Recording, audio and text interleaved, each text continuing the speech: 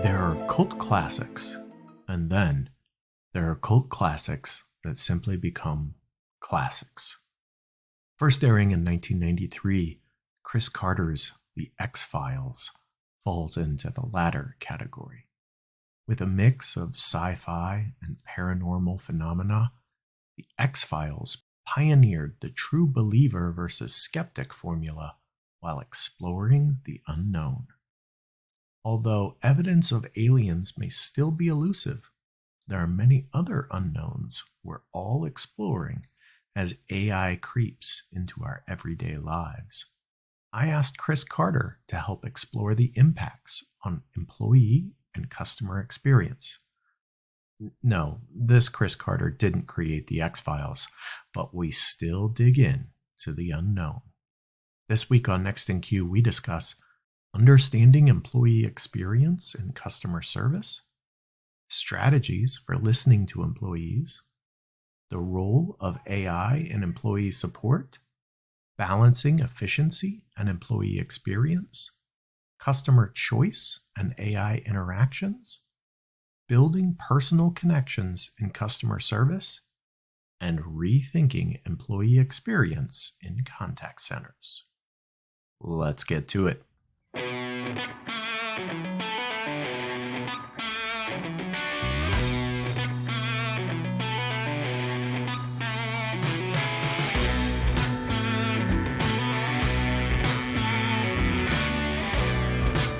Welcome to Next in Queue, the podcast for contact center and customer experience professionals. Next in Queue is brought to you by Happy 2 Vision. Eliminate blind spots and see right through every conversation with Happy 2 Vision. Learn more at happitu.com. Now, here's your host, Rob Dwyer. Joining another episode of Next in Queue. My name is Rob Dwyer. Joining me today from Austin, Texas, Chris Carter. Chris, how are you? I'm doing good. How are you today, Rob? I am fantastic. I'm excited to talk with you. But before we do that, let's learn a little bit about Chris.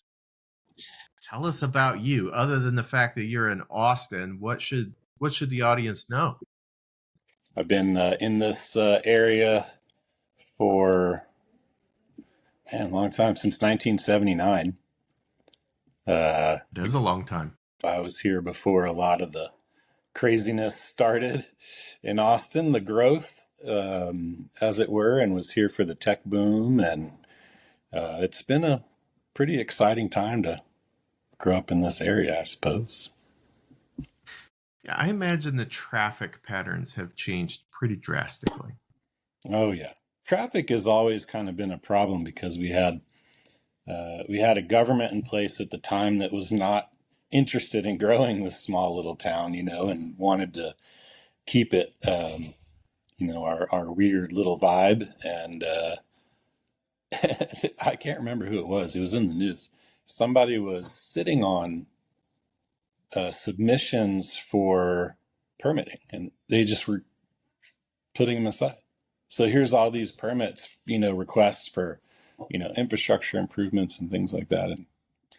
And then I guess it was somewhere in the 90s, we started offering these big tech companies tax incentives to come to Austin and, build their buildings and all that. So we had all these tech companies come, but we didn't necessarily have the infrastructure to support them. So, we've been playing catch up ever since. Yeah, Austin is a little bit like Vegas in my mind lately because it seems like there's always construction going on, tons of cranes everywhere, big buildings going up. Yeah, that's been my experience. I am sure you could speak more to that. Yeah, the getting in and out of Austin can be frustrating, but if you're in downtown or you're close, it's pretty, downtown is walkable, around downtown is bikeable. In the summer, that's you need to want showers and stuff in your office because it gets pretty hot and nasty. But when I was at Atlassian, I lived north of Austin, and I biked into work every day, and it was great. It was the same. It was the same amount of time, if not less, for me to ride my bike to work than it was to drive. And obviously, that cost me a lot less money and got me in great shape. And Yeah, now that I work absolutely. from home, I got all this extra weight. Let's not bring that into the pod because that hits a little too close to home for me. Yeah. I think we spend a lot of time when we're talking about customer experience on surveys, on journey maps, on all of the things that are customer facing. And often we ignore the people who interact with our customers. And that's our frontline people. Hmm. And we don't always engage them to understand our customers better. So let's talk, first of all, when you think voice of the employee, what's the first thing that comes to your mind? Yeah, I mean, I guess similar to voice of the customer, it would be amplifying the needs of the employee and empowering them with the tools they need, the knowledge they need, training to do the job that we've hired them for. And we should try to make it as free of effort as possible, because those, especially those who are in the CX world and working in contact centers and things like that, the systems and tools that they interact with, impact both their level of stress and anxiety in dealing with calls, and their proficiency and ability to, handle customer complaints and get them to a solution. So, investing in employee experience, I think, is really important because ultimately the return on that investment is, better service to your customer base. For those that haven't experienced this, and I think a lot of the listeners of this show have, but I know some have not, tell me about what it's like for an agent in a contact center or support center kind of on a daily basis. Like, what's that experience like from who I'm talking to the systems I'm interacting with to the job that I'm actually performing? Walk us through that. Yeah. It's been a while since I've been in the contact center world. So I recognize some things probably have changed, but I mean, generally speaking, if they're in an office or their desk, they plug in, their time is recorded, where they're they're on their leash, and yeah, I mean, it's all about a lot of, companies now, it's all about performance. What's your handle time? What's your close rate? Um, how quickly are you getting customers to a solution? And in my experience, I guess I'll speak from my experience when I was at Electronic Arts. I realize that's been a while, but it's probably similar in some companies, and that is that agents at some institutions are logging into multiple tools just to get their day started. If they have to log into all these different tools.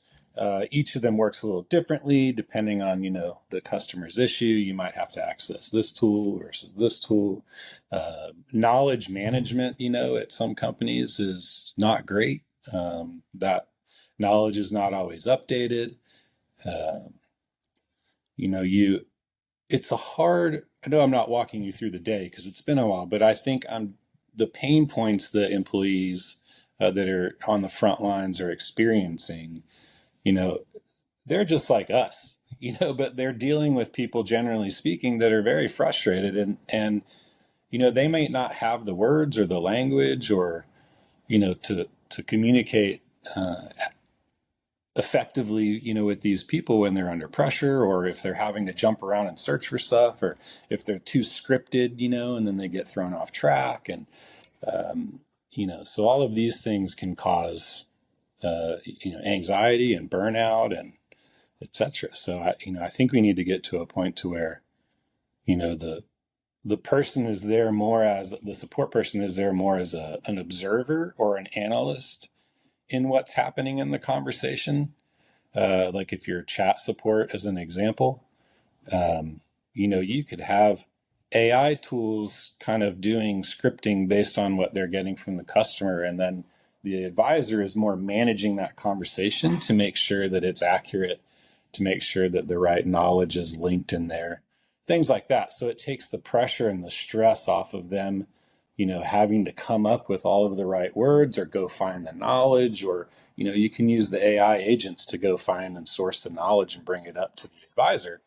And now the advisor's in more of a strategic role, rather than them being reactive. They can be proactive because they're getting kind of the initial solution based on, what the AI knows right in front of them. So things like that, I think would be helpful from an advisor perspective. Yeah. Let's talk about how we talk to those employees or how we listen to those employees. What are some of the strategies that are commonly employed? I'm not talking about effective or Yeah. I'm not asking you to judge them. I'm just talking about what's typical.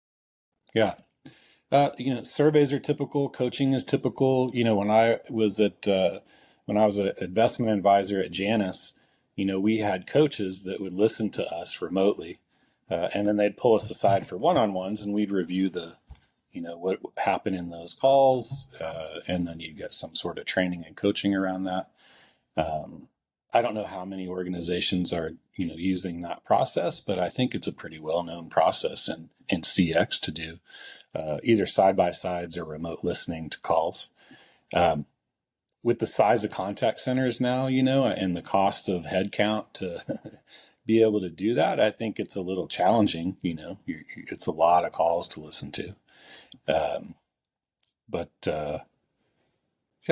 I think, I don't know what other things they're employing other than, surveys and just, one-on-one interactions and call listening. Potentially they're watching things through the the interface, the desktop. You could be recording different interactions there. When I was at Electronic Arts, we stood up a brand new contact center.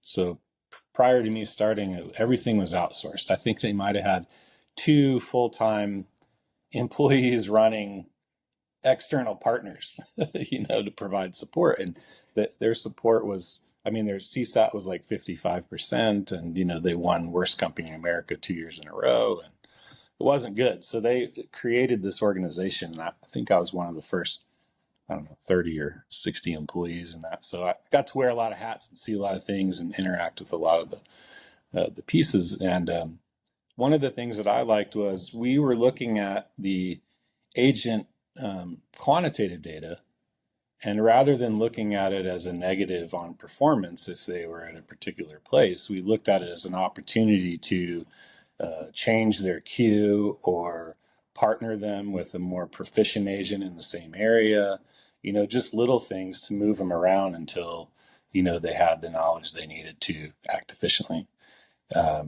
We also built a custom desktop that plugged into all of the different things they had to log into. So they had a single thing to log into. We also had a really cool feature called Voice of the Gamer. And this was it was basically a survey that I could manage at any time in real time. We had an alert system set up to watch if we were seeing weird stuff coming in that we needed to know more about.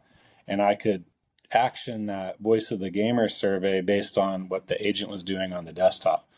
So if they selected an issue type that was related to what we were trying to get more information about, that little survey would pop up and it would instruct them on things that we needed to capture to validate what was going on, so that we could, put deflection measures up on the web or ICR or whatever it was. So I think EA was pretty advanced at the time.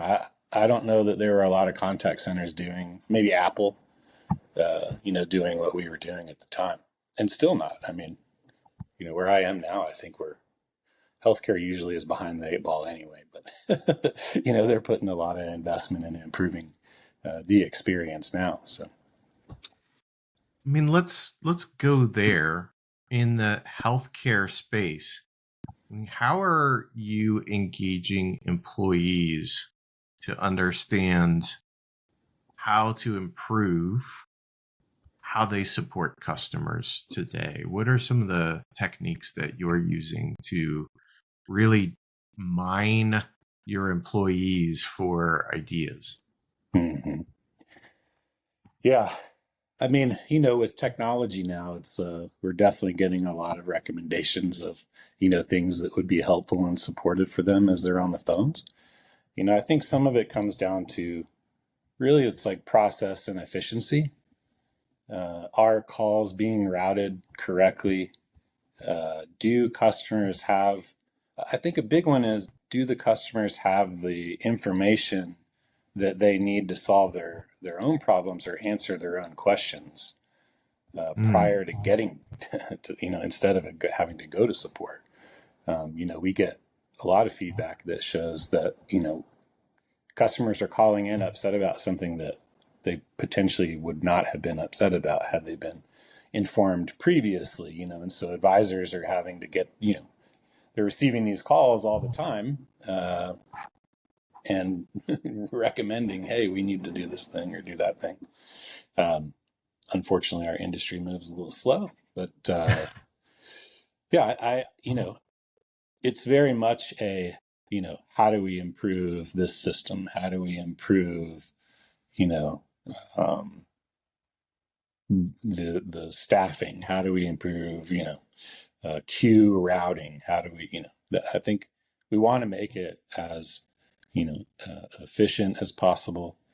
And we want the advisors to be, relaxed and have ability to, we have videos and stuff on our internal site where you can take quick little meditation breaks and things like that. So we try to provide, mm, resources to, it's hard working in healthcare, because a lot of times the frontline staff can't solve the problem.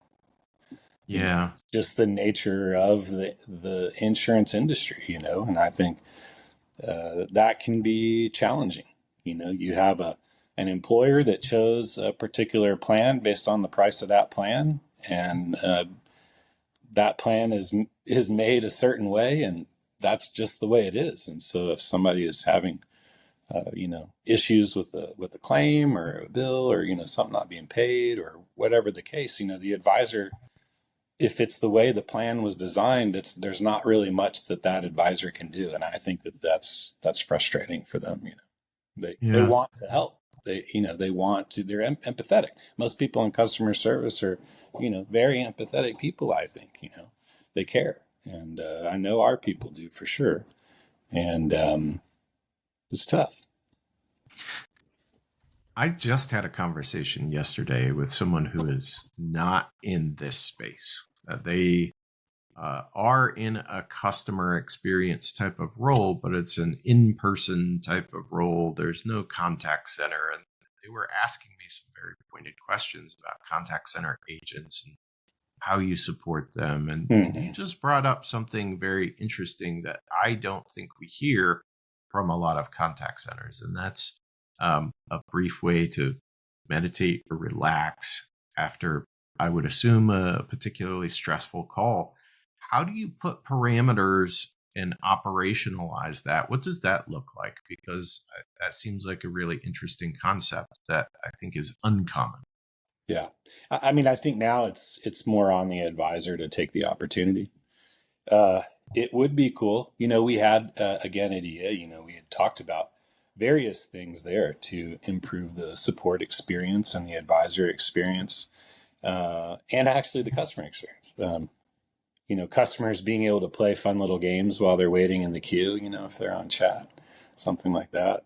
Advisors, having the ability to do other things if they're waiting for calls, But I think now, yeah, with AI, I think there's a lot of things that we could do to better support, our staff.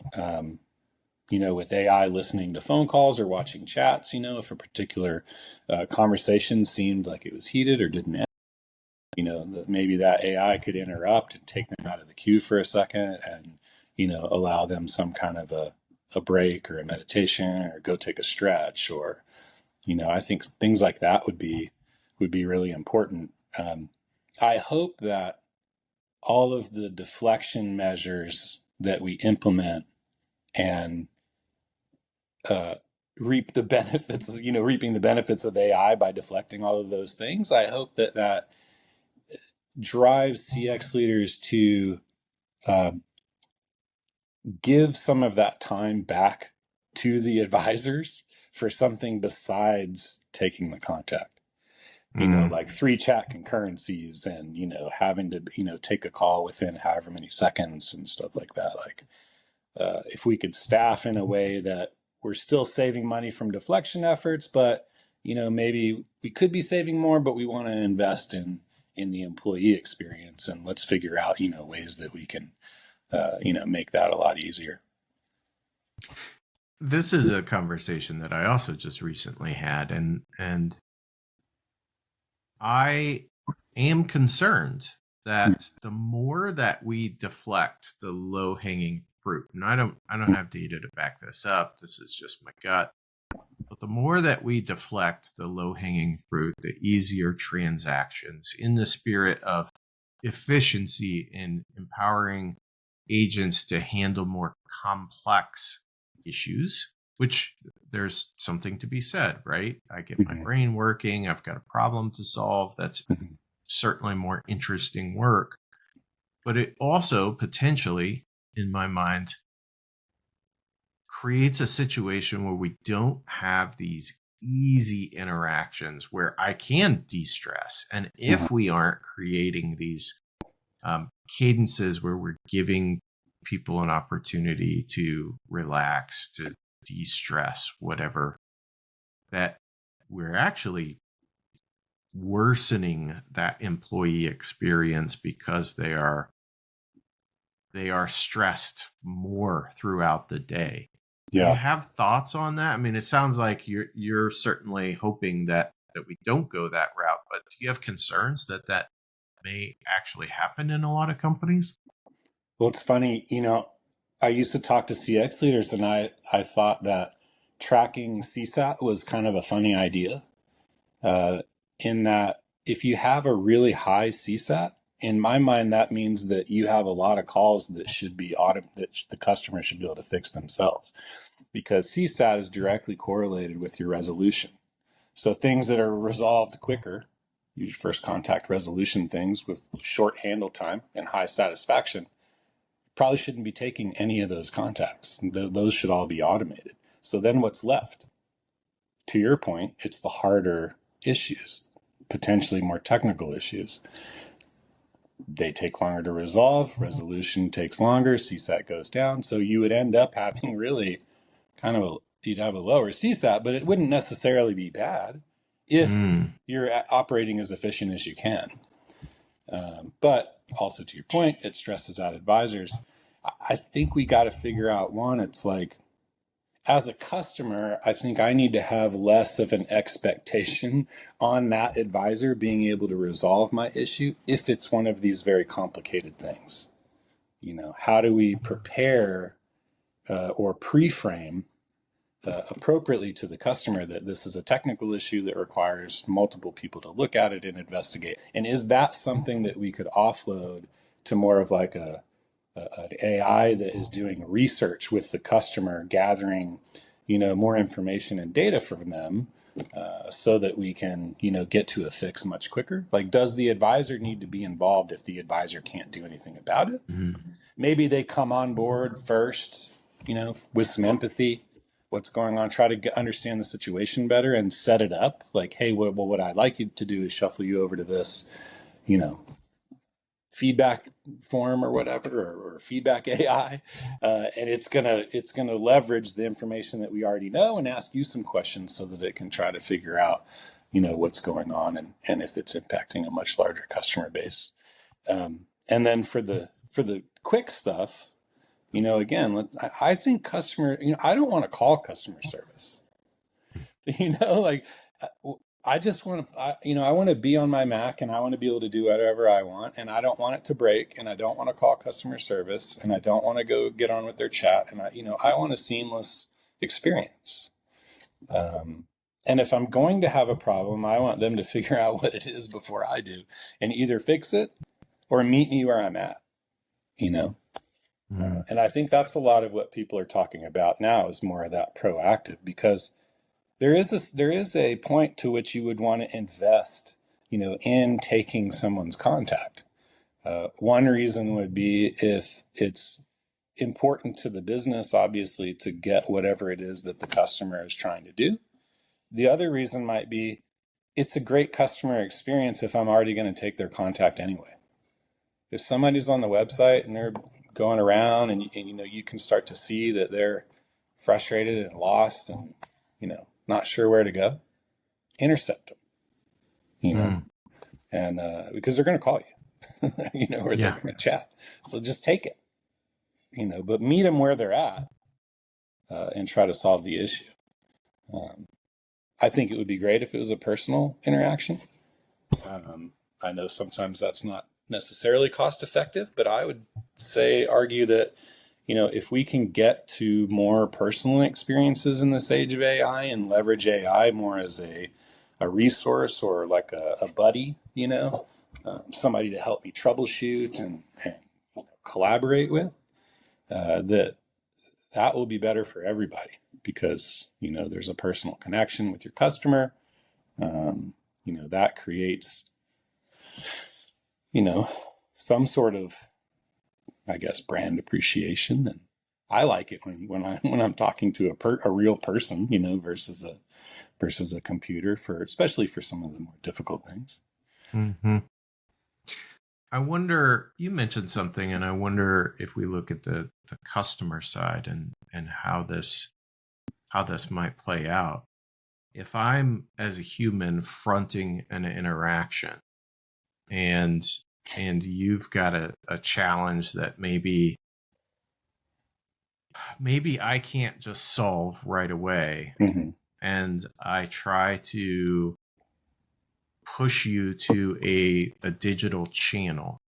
I wonder how many customers are going to appreciate that versus how many customers are going to get really upset that you're offloading me onto this automated system when I call to talk to a person. Do you have any sense as to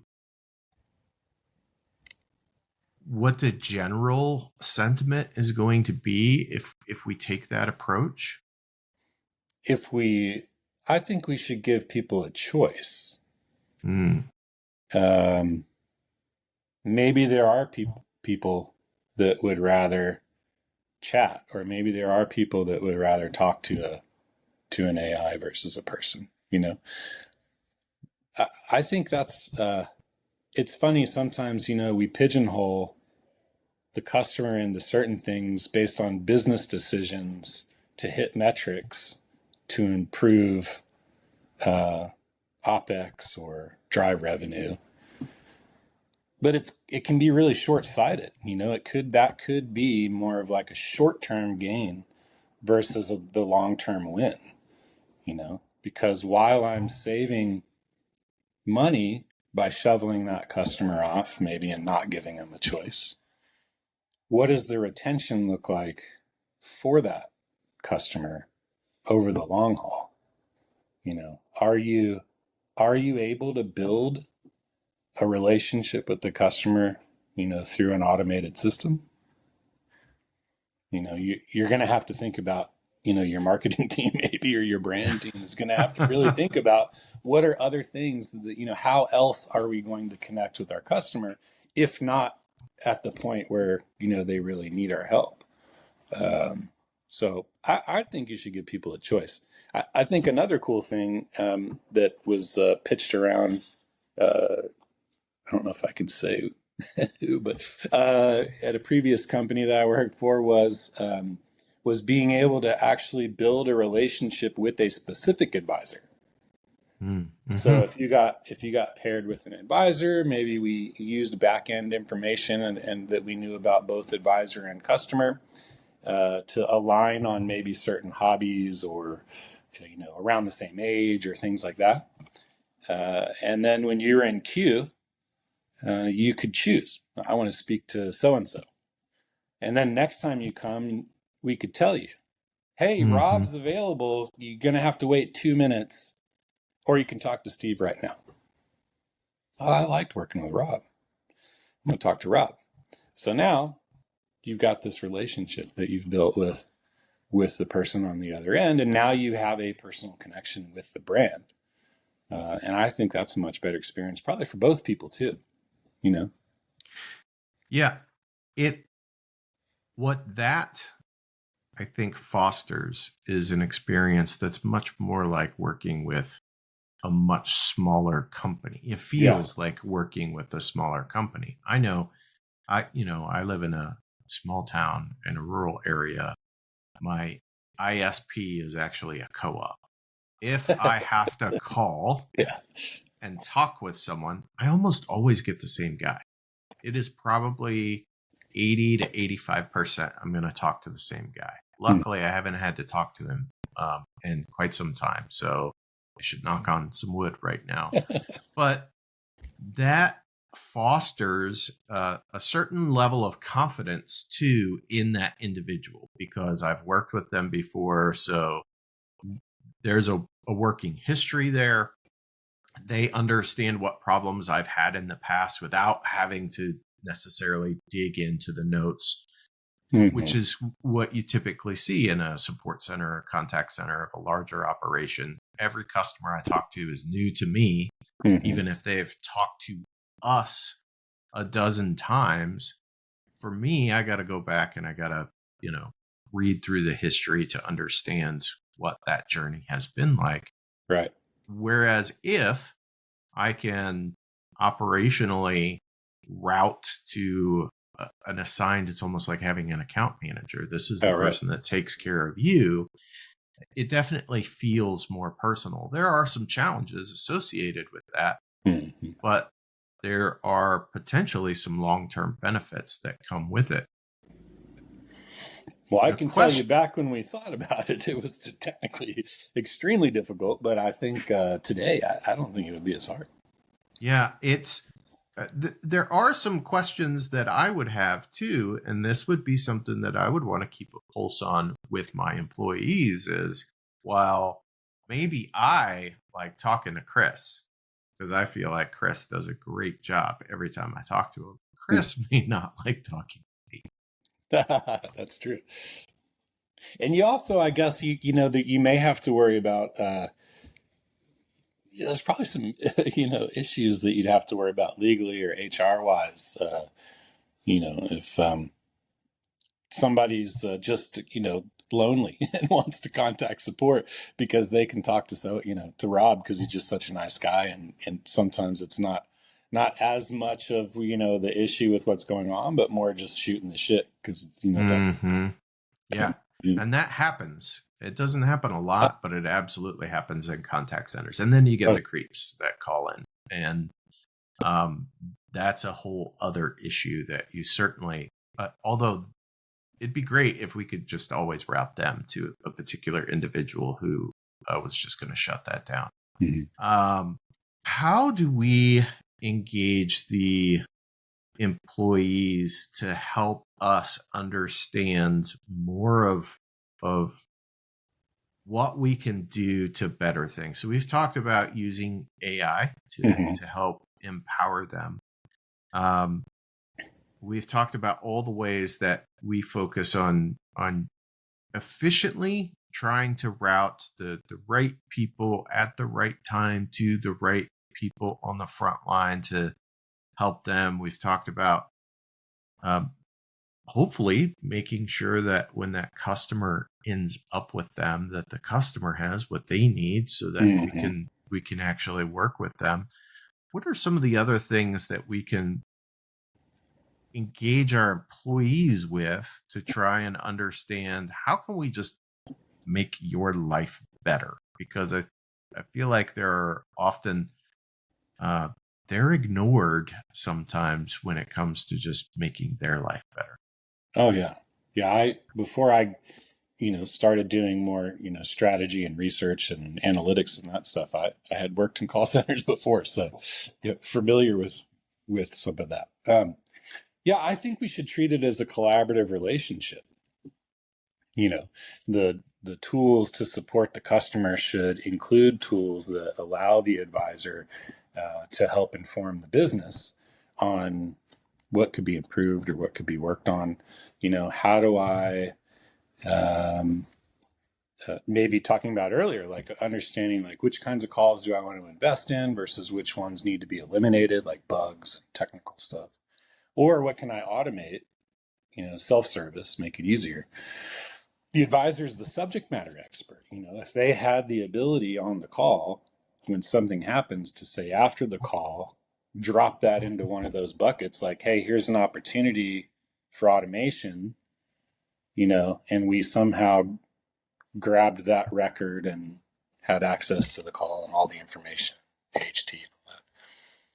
Now I've got this big bucket of things that the research team and, or ops analytics uh, can try to find commonalities. And okay, how do I go to the business and say, we have a whole bunch of things here that if you updated knowledge on the web, or if you made, less clicks to get here, or made this thing easier to find, that we would see, less contact volume.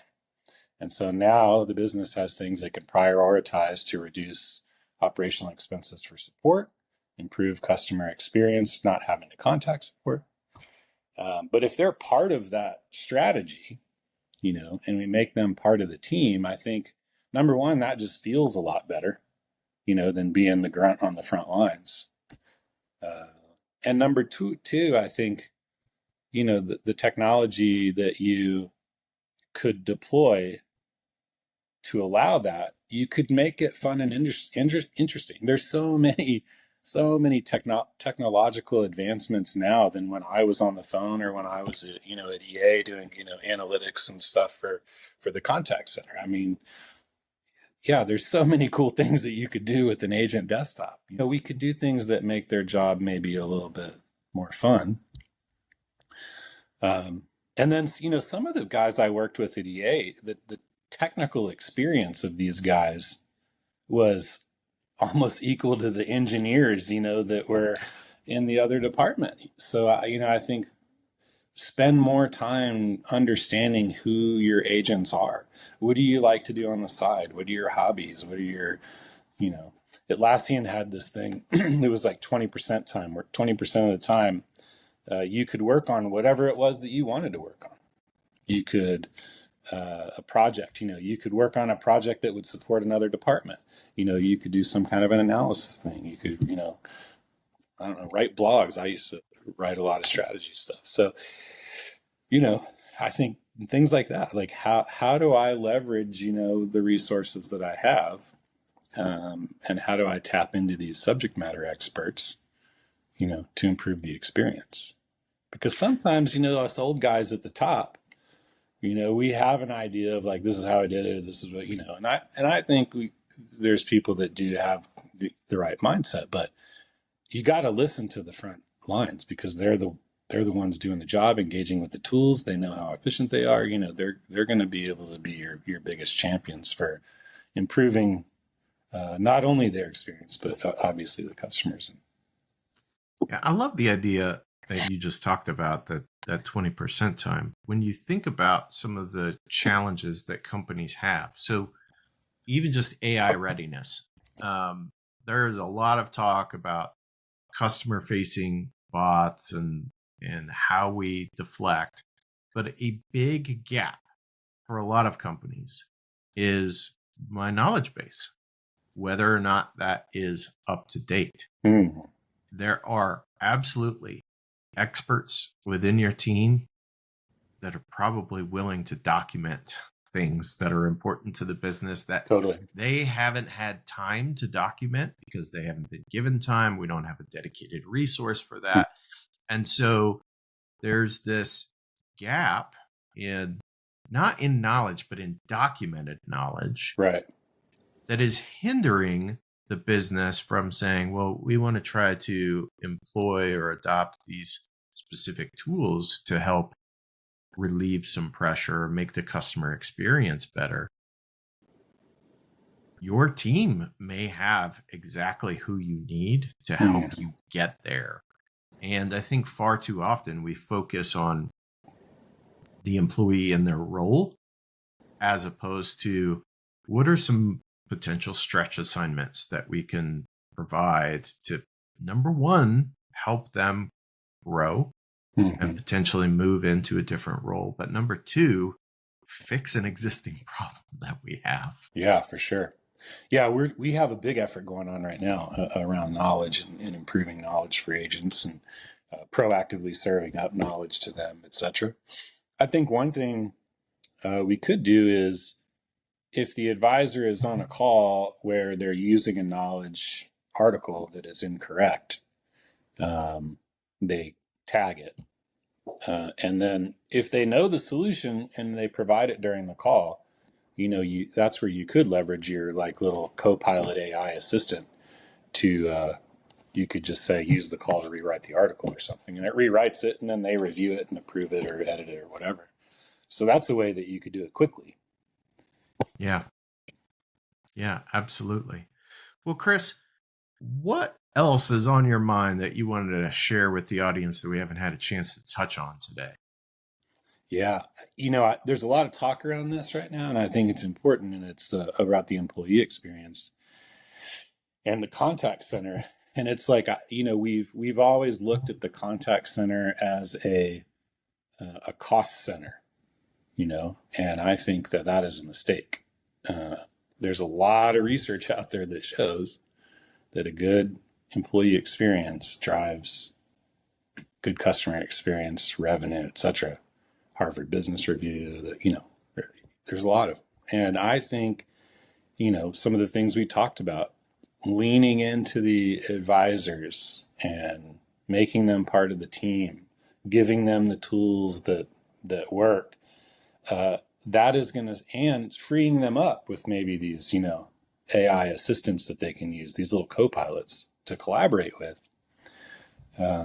Those types of things are going to generate ideas, that potentially could be revenue drivers. I know at EA, the contact center recommended multiple programs at the time that ended up being huge wins for the business. Because our advisors there were empowered, and they were, one of the things is like, are the metrics that you're using to judge the success of your advisor accurate? Like we found that we were using CSAT, but you could get a bad CSAT if you couldn't resolve the issue, and that may not be your fault. Or you could get a bad CSAT if it was escalated, but that may not be your fault. That may be part of the process. So we dug into that, and we made our own score based on things that the advisor could handle versus things that the advisor couldn't handle. And then one of the guys on my team, I thought this was awesome, Ted, he made a report card for the game teams based on their ownership of the issues that were coming in to the contact center. And they would get a letter grade, and it would show all the contacts that they had and why the resolution was bad. Because they used to complain and say, hey, all these contacts, they have this low CSAT, you need to train your staff, or they need to be nicer or whatever. It had nothing to do with that. It was that you're not resolving the issues that are in the game, and they keep calling, But yeah, I think that, like I said, by by allowing the advisors the freedom to really feel a part of the team and not like just the grunts, I think that empowers them to want to give more and participate more, give you ideas. I'm definitely way more interested in getting excited about what I'm doing when you're, telling me I'm doing a great job and like, hey, that'll, go get all that, that one wasn't great, but, we learned from it, uh, I think that gets more out of any staff, really. It doesn't need to be, just advisors, but I think understanding whether or not the KPIs that you use are truly indicators of success is a great point, because we get stuck on KPIs. Why do we totally. use this? Well, because we've been using it for 10 years. That's Okay. right. But why? And to your point, you talked very specifically about some reasons that CSAT may, in certain instances, not be effective, and a lower CSAT may be indicative of the fact that we've changed the type of problems that we're asking people to solve, Yeah. and maybe they aren't as solvable in the immediate as they were before. Those are important things to understand about how your business is changing. Maybe some of the KPIs that you're using need to be addressed as well. So Yeah. I think there's really good advice for everyone to consistently just review that. Are we using KPIs that show us what success looks like? Because I would almost argue like CSAT is kind of a silly metric to track for support. Like if the customer is contacting you, they've hit some friction. I've caused friction. I may have a good interaction with you, but that doesn't mean that I'm going to stay with the company. And that doesn't mean that how I feel about our interaction is reflective of how I feel about the company. Yeah. My wife had an issue the other day where she had a really great experience with the person that was on the other end of the phone, and they helped her out and they did a great job. But overall, she hates working with this particular company, and would rather not, but, has to right now. And so, I think the other metrics that we have are going to tell us the information that we need. And it's about how are we actioning the insights that we receive, and what impact is that having on the business? Mm-hmm. When the issue comes in, what do I do with it? Do I want to make this easier for the person? Because I need the information. There's a matrix that I created called the Easy Matrix, and it's based on the irritant value matrix, which you can look up, but I liked Easy better, and I reframed some of the things. But it's, what is the importance of this contact to the business, and what is the importance of this contact to the customer? If it's of high importance to the business, but it's of very low importance to the customer, then you better make that really easy to do, right? Like spam in your Twitter feed or something. I need to be able to report them really easily, something like that. Surveys. Customers maybe don't want to take a pop-up survey, so how do you make that, simple or easier at the appropriate time, so that you get the important information. And then, like we talked about earlier, there's things you might want to invest in. This person's trying to pay a bill and they're having trouble. Well, accounts payable wants me to take that money as soon as I can. Maybe I want to invest in taking that contact. So rather than, causing them all the frustration of now sitting on hold for 20 minutes or whatever it is to get a hold of us, just go get them, solve their problem, let them go on about their day. I created the problem. They're going to call me anyway. Might as well go fix it. And then automation, right? All of the things that we're doing, where the customer calls and goes, hey, I need to check the status of my order. Well, they should be able to do that on their own, or proactively, I should be telling you what the status of your order is, Yeah. Things like that. If we work on those things and track them in that way, now I can start setting up projects that relate specifically to those buckets that I have all my information on. I know handle time, I know CSAT or whatever you're tracking, I know effort score, and I know the cost and number of contacts and all that. What am I doing, or what is the business doing to affect that? And now you've got a feedback loop. Mm-hmm. Say, well, this project that solved this problem cost this much. It reduced cost by this much. It was a profitable project, or it wasn't a profitable project. How do we make it more efficient or less costly next time?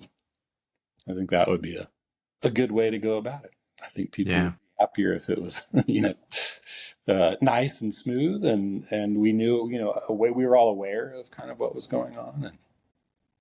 Absolutely. Well, Chris, it's been a pleasure talking with you today. If you want to connect with Chris, go check the show notes. His LinkedIn will be there. Tell him I said hi. And Chris, thank you again for joining Next in Queue. Yeah, thanks, Rob. Hopefully I think we had a good discussion, talked about some good stuff. Absolutely. Absolutely. Next in Queue is brought to you by Happy To and is produced by me, Rob Dwyer. If you enjoy this podcast, please by all means subscribe and or rate this podcast in iTunes or your favorite podcast app. But more importantly, please tell just one person about this podcast. Word of mouth is the best way for people to discover new content. As always, thanks for listening.